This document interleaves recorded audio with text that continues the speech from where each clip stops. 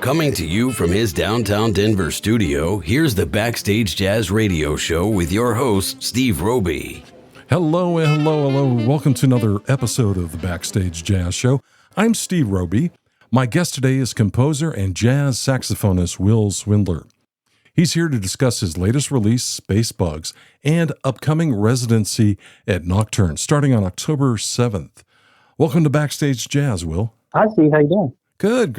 Glad you could be here. Why don't we start out with a brief introduction? Could you give our listeners an overview of your music career and who influenced your style? I'm originally from Central Texas. I grew up in the Austin area, and then I went to college at the University of North Texas up in Denton, which is a great jazz school. I was there like in the late 90s. Got to play in the 1 O'Clock Lab Band and all that cool stuff there. After that, I moved to New York City, spent a little bit of time there, kind of getting to know that whole thing. And then I kind of decided that New York wasn't really where I wanted to be, just like living my life. And so I went back to Texas for a little bit, and I ended up moving to Colorado in 2006 because my wife, who's also a musician, she won a position with the Fort Collins Symphony, and getting orchestra gigs is kind of tough. And we weren't like too married to where we were living anyway. So like, let's go to Colorado and see what happens. And we got here, and then things have been really great since then. We've both been able to sort of develop our playing and teaching careers here. And obviously we love it here because it's great. But that's sort of, so I've been here since 2006, sort of,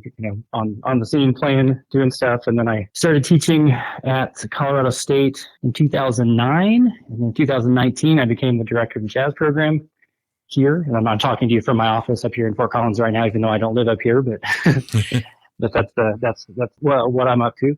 In terms of influences, like as a composer, Gil Evans has always been one of my greatest influences, just in terms of the sounds that he gets in the way that he writes, for the big band, and also some of his smaller group stuff. Also, for saxophone playing, Cannonball Adderley is my guy. The two main groups that I lead between the Elevenet and my other group, GoodRattle, it's like one is inspired by the music of Gil Evans, and then we play some of Gil's stuff as well as a lot of my stuff. And then the other one plays a bunch of music of Cannonball Adderley and a bunch of other things. So it's pretty easy to track my influence, since I just have these bands and I'm like, we're going to do this, we're going to do this. So all right, I think that's about it. All right, I guess you're liking the Colorado jazz music scene here. Oh yeah, it's great. I had no idea. I mean, it's very different now than it was in 2006, and I'm sure it was different in 2006 than it was in 1995. But right. But when we moved here, I had no connection to the area. I didn't have any idea what it was like here. We just came here because we were pretty young and we didn't have kids or anything. And we're like, hey, Colorado's a nice place. Let's go check it out there. And then we got here, and like within about a year, I was already playing, and I was gigging more here than I ever did in Austin or I did in New York. Wow. And so I was like, this is pretty sweet. We both really, and my wife also, she had her job and was doing a bunch of other freelance stuff. And so it was working out well. And then, pretty soon we were so worked in that we were like, well, now we're stuck here, which is a great place to be stuck. So It's not bad. I'm originally from San Francisco Bay Area, so it was a little adjustment for me, but right. I'm really digging the music scene here. It's great. Yeah, there's a lot going on. Yeah. Let's talk about your most recent release, Space Bugs, and we're going to play a few tracks from that up next. Let's get into it. Can you tell our listeners some of the details about the album, like where it was recorded and the significance of the title? What are Space Bugs? Space Bugs. This album was one that I started. Some of the music from the album is as old as like 2012. And not because, for no other reason other than like, I kept getting delayed with sort of funding and things like that. And then we were all set to record in, when we were going to do it. We were going to do it in June of 2020. And so then when the pandemic happened, we had to cancel the whole thing because we couldn't do it. Then we scheduled it again for January of 2022. And then that had to get canceled because there was a big spike of COVID right about that time. And so we couldn't have everybody around doing anything. We finally got it recorded in May of 2022. And part of the reason we kept having to redo it is that I really wanted to do that one as a live in studio album, which it's not a studio album where we're just there doing takes with the band and then going and editing it later. But it's not like live at a venue. It's where we perform together in the controlled studio environment, but we invite an audience to come join us at the studio and basically set up for a concert, which is the thing that actually Cannonball Adderley used to do, like at Capitol Records in the 60s. I'd always wanted to do a live record, and then once I kind of read about that, I was like, oh, Cannonball did this? That sounds great. Let's do it. And so I wanted to to do this Elevenet record that way, which is challenging with a band that size. That our players are very, very good, and I was pretty sure it would come out all right. But with COVID, we obviously couldn't have the audience there. Right. Even if we wanted to, bubble or do it together, bringing in the audience was pretty much impossible. And to me, it was like that was the whole point of the thing. So we kept having to cancel and reschedule, but we finally did get it done in May. We recorded it live at Mighty Fine, which is a Colin Bricker studio down in Denver, and which I've made all my records with Colin. Nice. But it was really cool. Yeah, we had a good audience there. It was the band played really, really great. The record came out really, really good. I've been really, really pleased with it and all that stuff. The title is from the title track, which is called Space Bugs, which is this kind of, I won't tell the whole story because it takes way too long, but it's basically just this fun, goofy picture that I had in my head while I was writing this piece of music. And it ends up being kind of like the whole piece follows a storyline that you can just listen to it as the music and enjoy the music. But if you know the storyline, you can kind of do it, which is basically that at some point people are just living on Earth, and all of a sudden we start noticing that there are these like bugs from space that are showing up and we don't know where they're coming from. And it basically, like the stuff I was composing, I said, this sounds like there's like bugs from space or something. And then I started developing the story. But basically, pretty soon there's lots of space bugs around, and then eventually like the mothership shows up, and it's like, oh God. And so we have to go and like talk to the space bugs, and that's the tenor solo is Peter Sommer going to negotiate with the space bug. You can kind of hear the dialogue going on with that. But then it turns out that after we communicate with them, they just came here to have a party. And so then it erupts into, we're really glad they're here, and it's a big thing. And then it goes on with just basically having a good time with the space bugs in various ways. And at some point we noticed that the numbers are starting to go down, and then pretty soon they're just have disappeared as mysteriously as they showed up. Oh, wow. So it has no real world significance. It's just fun. There's a whole story behind the song. I love it. Are there like liner notes or something where fans of your music can read about the story? I think I've got a pretty like concise version of the space bug story in the liner notes of the album. So much has happened since between then and now that I'm pretty sure I put the space bug story in there. But yeah, it's in there when I describe the music, I'm pretty sure. So that's that. At the live gigs, I usually tell the big long story, and it gets pretty funny. But okay, well let's play the title track to Space Bugs. Here's Space Bugs by Wil Swindler's Elevenet.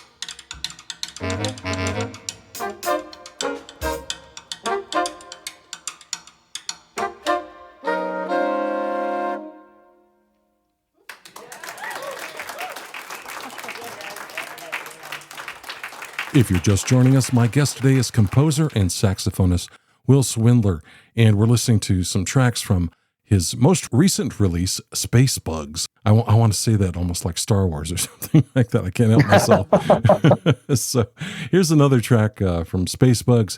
Tell me about this one called The Real Me. This has a much more real world inspiration behind it. So my wife and I have one daughter. She's 11 now. And when I wrote that tune, I think she was probably 2 or 3.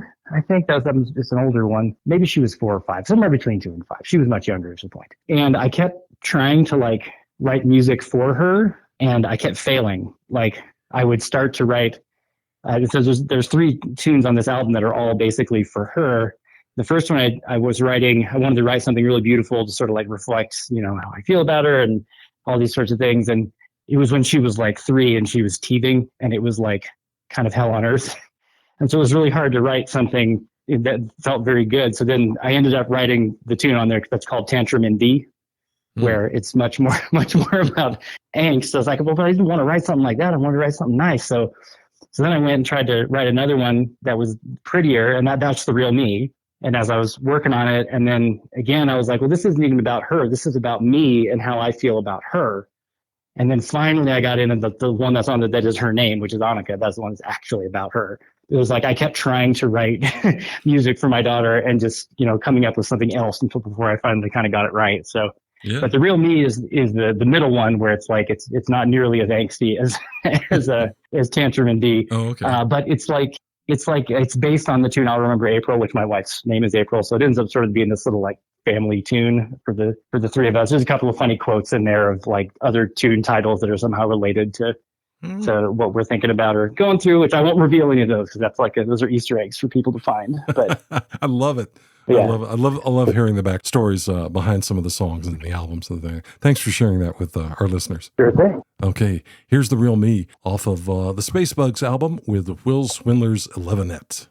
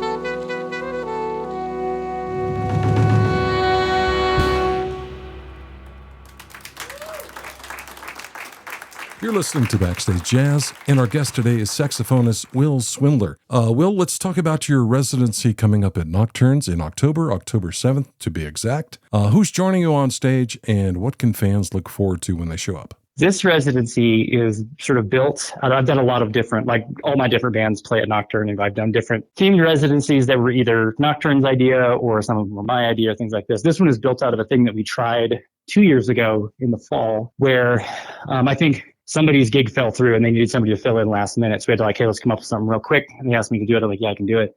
And I was like, hey, what if we did like my quartet, except I get to bring in a saxophone guest? Because normally if we do a quintet, it's going to be a saxophone and a trumpet. It's going to be, there's not going to be two saxophones, although those do exist, obviously, but it's just not as common. And I was kind of thinking that like, with all of my saxophone friends, we play together on big band gigs or like symphony gigs, but we never play together for small group gigs. And so it's like all these saxophone players, I don't know their small group playing very well. They don't know my small group playing very well. We're like very good friends for years, So what I said, why don't we do that? We'll bring in a different saxophone guest, and it's just sort of like, this fun thing like that. It ended up being like way more fun than I ever imagined it would be. I was like, this is amazing. So I proposed then that we do it again this fall, except we're doing it longer. We're doing it over 2 months, and I have different saxophone guests than I did last time. The rhythm section, that's the main group that is most of the time playing, is Steve Denny on piano, Matt Smiley on bass, and Alejandro Castaño on drums, which is a pretty good crew. Yeah, I should say. Yeah, we got a couple people subbing at a couple times, so it's not always those people. Like Michael Rinko is playing some bass with us also, and Drew Heller is going to play some drums, and David Mosquitic is going to play some piano. I think that's all the subs, but those three get cast as the main. And then the guest that we have, our first guest is Adam Gong. I don't know if you know Adam. He's from the Springs, but he lives up here in Denver now. And then our second guest is Brianna Harris, which people may know her from the Burroughs, the group out of Greeley that is pretty successful with playing that whole scene, all that. Brianna's also a really great jazz alto player, and I've known her since she was in college. It'd be fun to get her out to come and play. And then we also have, for 2 weeks, we got Remy LeBouf playing with us, Nice. Which is super cool. Now that he lives in Denver, that it was one of my first thoughts of like, oh, now that Remy's here, see if I can get him to come do the guest thing. He was into it. So I think we've got him on the last Saturday of October and the first Saturday of November. And then for the last 2 dates, I think, if I'm remembering right, we have Dominic Lawley coming to play. Wow. Which is super duper cool. Dominic of Big Gigantic, which I knew Dominic back before Big Gigantic was a thing, and he was a famous world touring millionaire. Like, I've always loved Dominic's jazz playing. We used to play in big bands together back, in the like 2007, 2008, long time ago, and all that. And he and I recently did a Big Gigantic performed with Colorado Symphony, and I did some of the arrangements for that. Nice. And so I kind of got to reconnect with Dominic, and I was like, hey, been a long time since we played jazz together, but would you like to come do this thing? And he was into it, so we're doing it. So those are our people. We got Adam, Bree, Remy, and Dominic coming to the sub, or not the sub, to play. Sounds really good. Nocturne, Scott at Nocturne, who runs the operations there, really seems to give his jazz musicians a little freedom to kind of develop their own kind of show the way they want to. He certainly does. Like sometimes he has an idea and he comes to us and says, hey, do you want to do this? He never forces us to do anything, but most of the time it's like, hey, do you want to, I know you have this band, you guys want to come do a thing? Or like, for example, right now on Fridays for August and September, we've been recording with Ben Markley Quintet or playing every Friday, and we're recording it as a live album that we recorded 2 weeks ago last week, and then this Friday is the very last one where we're recording. But it's like the whole point of it is that we're playing Ben's original music, and that Scott gives us a month of playing there to sort of get everything gelling and vibing, and then we record the second half of it once we're all sort of there doing it. So it's like it's an unbelievable opportunity to kind of develop music and a band, and in this case end up with a recording as well. But yeah, stuff like that is common and normal there. It's a really great scene. That's great. Yeah, I know I had Taylor Clay on a few shows ago, and he was telling me that he's going to do this whole thing with paintings that have inspired his music, and they're going to have an overhead projection, and is this what? Really? I think that much freedom is great. Right. That one is, I think it's renditions number 30. I did like my first gig I ever played at Nocturne, I think was like renditions number 4 or maybe 6 or something. It was a single digit, I think, from like a million years ago, where it was kind of a similar thing, but it was all the music of Charlie Parker, where all the food was all inspired by the music of Charlie Parker. And, they would get up there and explain, this is what chef, blah, blah, blah, blah, blah. I don't remember the details because it was a long time ago. And then we would play that tune, So it's like, and I know Taylor's doing a thing with the paintings, and then that's kind of relate to the food and all this sort of stuff too. So yeah, it's pretty cool when they do those. Yeah. Well, let's remind our listeners that if they want to pick up tickets, which I highly suggest, and get there early, they've got great food there too. It's just a wonderful setting to go see jazz. And you can find out... best cocktails in Denver. Yeah. You can find more information at nocturnejazz.com, nocturnejazz.com. Go pick up some tickets and see Wil Swindler's show coming up on October 7th. Where's the best place I can send our listeners to find out more about your music and your gig schedule? I do have a website. It's wilswindler.com. There's only one L in the Will, though. I think I own the 2L one as well, and it goes there. I can't remember. Usually I have that updated mostly with what's going on, at least with information about the bands and all that kind of stuff. So that's usually the best place. I'm really easy to find online. I'm my profile on Facebook and also all the info through Colorado State and all that sort of stuff. Is out there. So if you look for me, you'll find me pretty quick. Well, we'll send some folks over to check out your music and listen to your stuff on. I guess you're on Spotify too and all the platforms too. Yeah. I know Spacebugs is on Spotify. I'm not sure if the albums before that of mine are on Spotify. I need to go check with the labels to see if they're. But I know the Spacebugs is definitely on Spotify. And I do have a YouTube channel also. That's Swindler Jazz is the name of the name of the YouTube channel. And I post a lot of just like clips from gigs on that, where it's like you have something that turned out really good that we got a good video of or something. I put those up. So it's mostly just like me and my bands playing, but there's stuff there too. Great. Well, thanks for your time today, Will, and being a guest on the show. Again, go check out his residency at Nocturne starting October 7th. Sounds like a bunch of fun gigs to go check out. And thanks for being with us today, Will. Have a great run. Yeah, thanks for having me. Okay. Thank you. If you're enjoying the Backstage Jazz Show, we'd love for you to like, subscribe, and leave a review on Apple Podcasts. And now, back to the show.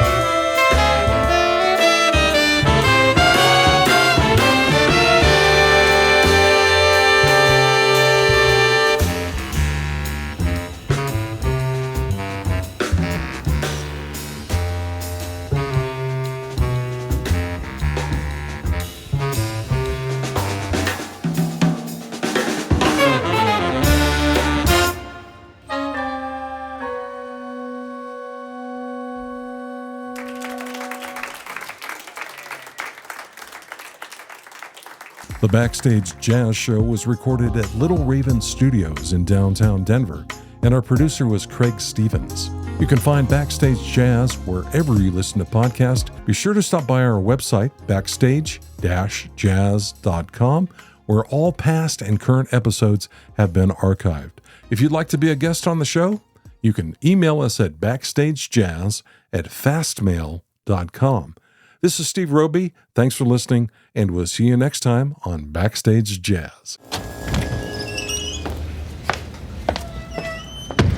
You've been listening to the Backstage Jazz Show on the Arts Validation Network. Join us next time for more great jazz and interviews with your favorite musicians.